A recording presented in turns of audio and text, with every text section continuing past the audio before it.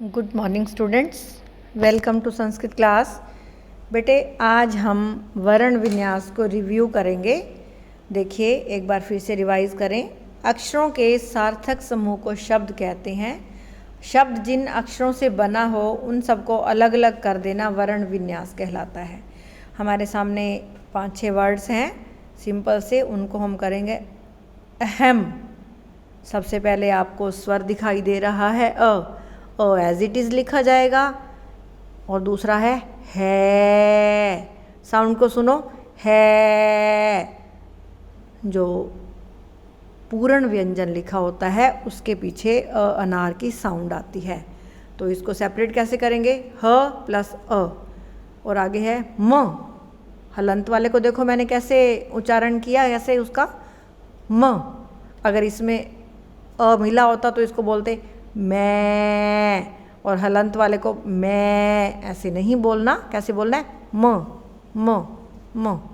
और बिना हलंत वाले को मैं। अगर कोई मात्रा नहीं है तो मैं, और अगर मात्रा है तो उसी मात्रा की साउंड देनी है, वो हम अगले शब्द में सीखेंगे। आगे है अनलह, अ प्लस न हलंत प्लस अ प्लस ल हलंत प्लस अ, फिर विसर्गें। जिस शब्द के पीछे विसर्गें लगी हों तो एंड में विसर्गें ज़रूर शो करनी है, उनको छोड़ना नहीं है। अगला मात्रा वाला आ गया है अनिलह। अब देखो अ स्वर है, ऐसे लिखेंगे। आगे है नी में क्या है, सेपरेशन दिखाएंगे, न हलंत प्लस ई इमली वाली, छोटी की मात्रा ई इमली वाली है, ये नी बन गया। आगे ल सिंपल है, इसमें अनार वाला मिला हुआ है, लह अनिलह।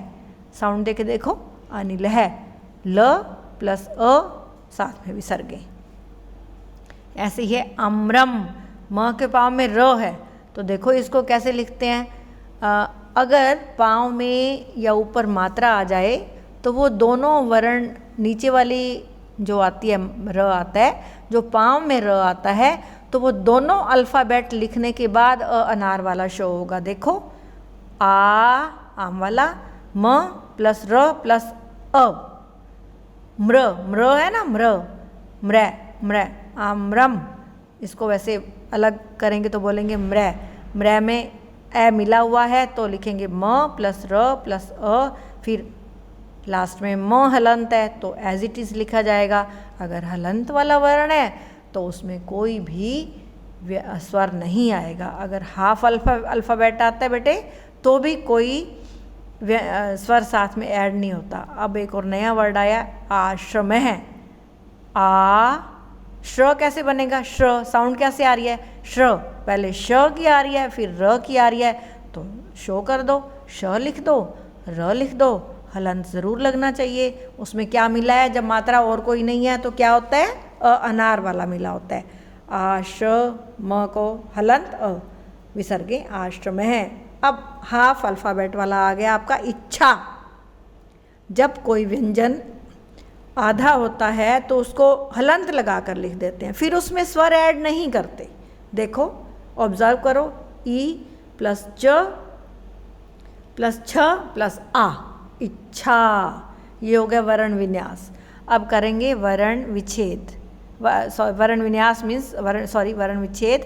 अब आ गया वर्ण संयोजन। संयोजन मीन्स जोड़ना, वर्णों को जोड़ कर लिखना।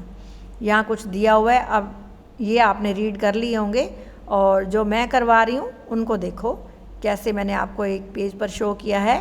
वर्ण विन्यास, जब वर्ण विन्यास करना हो तो आप ऐसे रफ नोटबुक में लिखा कीजिए। सूरज, सू अलग कर लो, रै अलग कर लो, जय अलग कर लो, फिर तीनों को लिख लो। सू कैसे बना, स प्लस ऊ से। रै कैसे बना, र प्लस अ से। जय कैसे बना, ज प्लस अ से। फिर काउंट कर लो कितने हैं। फर्स्ट लाइन में 2 अल्फ़ाबेट्स हैं, सेकंड में 2 हैं, थर्ड में 2 हैं। आप ऐसे भी शो कर सकते हो, और उसके बाद एक नीचे लाइन में 6 के 6 लिख कर दिखा सकते हो। अब आगे है कक्षा, कै अलग कर लो,क्षा अलग कर लो, क प्लस अ।क्षा कैसे बना, क्ष में क्या है, क प्लस श जोड़े हुए हैं, दोनों को हलंत लगाएंगे, क प्लस श। देखो मैंने ब्रैकेट में शो कर रखा है, प्लस आ, कक्षा।